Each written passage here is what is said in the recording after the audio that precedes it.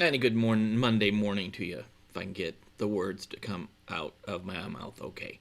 Our cup of coffee today, our illy coffee, is in a Virginia cup. Beautiful day it looks to be here in Northern Virginia. Looks like a lot of blue sky outside. Enjoy a cup of illy coffee to get going in the morning.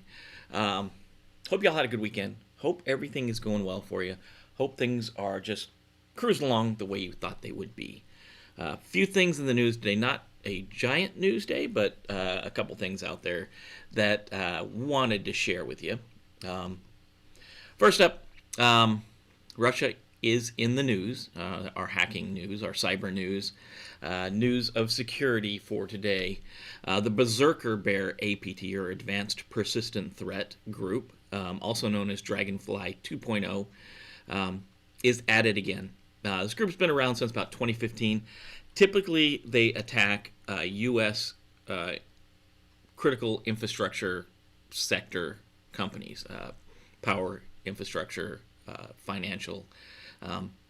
It looks like, and they're not exclusively attacking the U.S., but that was their initial target. But now it looks like Germany, Switzerland, Turkey, and the U.S. are being targeted by a new wave of attacks by the Dragonfly 2.0 or Berserker Bear APT group. Looks like last month, May 2020, they targeted energy, water, and power sectors, trying to access the IT systems of these SCADA devices to gain control and obviously wreak havoc if they can. Berserker Bear is believed to be state-sponsored, but there's no proof of that. Just given their tactics, it looks like they are. They use both off-the-shelf attack techniques plus custom-built scripts that look like they're nation-state sponsored. So obviously, if you are, any sector, if you're in any sector, keep your stuff patched, keep it updated, run antivirus, have defensive measures in place.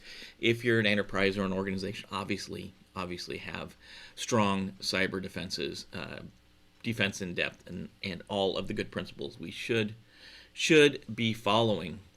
Also, kind of flipping things on their head a bit, the dark web. Obviously a buzzword. Everybody loves to talk about the dark web, where a lot of illegal and illicit activities go on, a sector of the internet that is controlled by malicious actors and that kind of thing. All kinds of shady stuff, of course, goes on in the dark web. Up till March, a large portion of the dark web was being hosted by Daniels Hosting, or DH. It was the largest free web provider for dark web services. In a strange twist of fate, Daniels Hosting, or DH, was attacked by a hacker going by the name of King Null. And King Null essentially downloaded all the databases and then wiped all Daniel Web's servers clean. Essentially, this caused DH to shut down for good. They essentially just gone. But now King Null has posted his ill-gotten wares to of course, the dark web. It looks like about a little over 3,500 email addresses, over 7,000 account passwords, 8,500 plus private keys for .onion or dark web domains. It's been leaked, and some of this information went directly to ZDNet, which is the company that put this article out. I'll obviously throw the links to all this stuff in the show notes below. But yeah, I think the law enforcement folks, our law enforcement agencies, are going to have some fun with this information because it can lead to tracking down the people that are doing some of the malicious activity on the dark web, especially some of those folks that are doing like child abuse and child porn. Track those guys down, throw them in jail. It's the second time DH suffered a security breach. The first one was November 2018, but they recovered from that. It doesn't look like they're going to recover from this one. The first breach, the information was not leaked, was not let go, but this time it certainly was let go. King Null is claiming to be part of the anonymous hacker collective. Didn't leave any comments. Following the March 2020 hack, he told ZDNet that he plans to relaunch the service in several months, only after several improvements. And at this time, it was not a priority. Sorry, that wasn't the hacker. That was not King Null. That was Daniel. So apparently didn't think he was gonna put it back up, but it looks like he's gonna put his dark web services back online. And our last story in the news today is Cisco was hacked, was breached. Wasn't breached on its own software or its own hardware. It was breached using by its use of SaltStack, an open source software for event-driven IT and security automation. There were some vulnerabilities in SaltStack, CVE 2020-11651 and CVE 2020-11652. First one, authentication bypass vulnerability, and the second one was a directory traversal. It allowed an attacker to gain access to 6 of the Cisco backend servers. Same day, they also released that the Cisco Virtual Internet Routing Lab Edition, or VIRL-PE. Backend servers were vulnerable to the SALT vulnerabilities as well, and the Cisco Modeling Corporate Edition, CML, and Cisco Virtual Internet Routing Lab Edition, which can be deployed as standalone or a cluster server, were also vulnerable to the SaltStack attack. So if you have any of this stuff, if you're using SaltStack, of course, patch it, get it updated. There is a patch available. Looks like you should be using the 2019.2.4 release or the 3000.2 release, depending on what you're using. But that's the rundown of your news today. That's what's in the news. If you're keeping track of the crazy, strange holidays we're having, today is Flip a Coin Day. So, wow, excuse me. Flip a Coin Day, making decisions, maybe like Two-Face from your favorite Batman movie. Flip the coin to make your decision. Nobody knows where this holiday came from. It is a strange holiday that's always celebrated on June 1st, which is today. So that is your rundown of the craziness of the day. What's new in cyber as of about 7:15 this morning. Obviously, watch the news. Stuff will be coming out all day.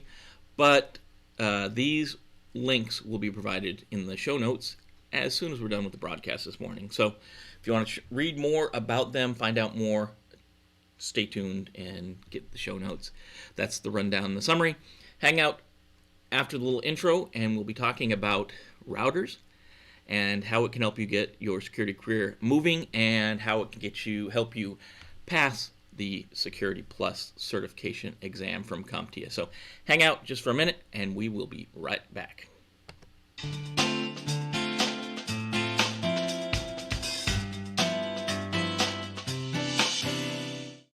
And welcome back. I'm Jim with Cyber-Recon. This morning we'll be talking with you about introduction to routers. What do routers do? What are they all about? How are they different than switches? And how we use them? What you need to know for passing CompTIA's Security Plus certification exam. So let's jump to the slide deck and talk about what's going on here. As you probably know, this is part of Domain 2, Technology and Tools. This is an introduction to router, part of 2.1, a big chunk of what's going on in Domain 2. So what we're going to talk about today, what is a router, what's an access control list, and what can we do to help with anti-spoofing. What is spoofing really, and how we can how we can protect ourselves from anti-spoofing with anti-spoofing. NIST has 2 good definitions. I'd like to combine them into one, but I'll leave them in their own initial state for at this point. They need to be kind of combined to be a succinct definition. So, definition 1: a computer that is a gateway between 2 networks at the OSI layer 3, and that relays and directs data packets through the internetwork. Most common form of router operates on IP packets. Thing there you need to know about in that definition: OSI layer 3 separates two networks. IP packets is generally what it uses. Definition number 2: on a network, a device that determines the best path for forwarding data packets towards its destination. The router connected at least two different networks and located at a gateway where one network meets another. So we're joining two disparate networks. They can be two different IP spaces. Routers are good for that, where switches are not so good for that. So again, we're talking about the big points here. Works on layer 3 of the OSI model, the network layer. Connects segments together, and they can be different IP spaces. That's important. It's used to define the optimal path across the network. It'll route things as you would expect from its name. Examines packet header to determine where to send the packet to. And they range in size from small little, small office, home office routers to large corporate ones. Even I show this guy all the time. This is an access point. It's a fairly moderate sized home office, small office access point. Of course, inside that thing is a router. It's going to join your public facing, your internet network connection to your home network. That's usually a private range of IP addresses. That's what routers do. Normally, we're going to remotely access routers, especially in a corporate environment. So we want to make sure we use secure protocols. SNMP, Simple Network Management Protocol, version 3 should be used. Version 3 should be used. 1 is definitely out. 2 is a little better, but 3 is the one we want to use. If you're using Telnet to access your router, you need to do over SSH, your secure shell. Like everything else, routers are going to sit there and they're going to be mainly just doing their job, humming along. The problem is we need to make sure they're secure so someone doesn't come in and directly access the router. As with any device, generally if you give up access, physical access to the device, game is pretty much over. Someone that has an attacker that has physical access to just about any device can do a lot more bad things than if they're denied that access. So if you have these routers, you're responsible for them. Make sure they're secure physically. Make sure you physically secure them. Strong passwords and multi-factor authentication to log into them, and obviously use ACLs. ACL, as we may or may not know, is an access control list. NIST tells us this is a list of entities together with their access rights that are authorized to have access to a resource. We're just telling the router who can access what, right? And in fact, we're setting up rules for people that can even interface or program the router. So we're going to set up these ACLs. The ACLs also are going to determine where packets can go in the network. They're going to set up rules. We can set up filtering routers that prohibit things from going to certain zones. So maybe we have a protected area like research and development or human resources, and maybe we don't want certain people to be able to access those areas. We can do that with ACLs. Large ACLs can increase security, but like everything else, when we increase security, sometimes we decrease speed. All right. We can use routers to form a firewall-like functionality on the router. So we can use these as a border router. We can use them like a firewall to prohibit certain folks' IP addresses from getting into certain other parts of the network. Especially effective in places like the DMZ or demilitarized zone, which we've talked about in the past. Routers can help with anti-spoofing. We know spoofing can be used to form denial of service attacks or distributed denial of service attacks by sending out a fake IP address, pretending that our computer has an IP address of someone else's so that they get the return traffic. So, according to NetCraftsman, because NIST doesn't have a definition for us, an anti-spoofing filter is placed on the inside side of a router interface of a user subnet and only allows packets through which are within the address range of the subnet.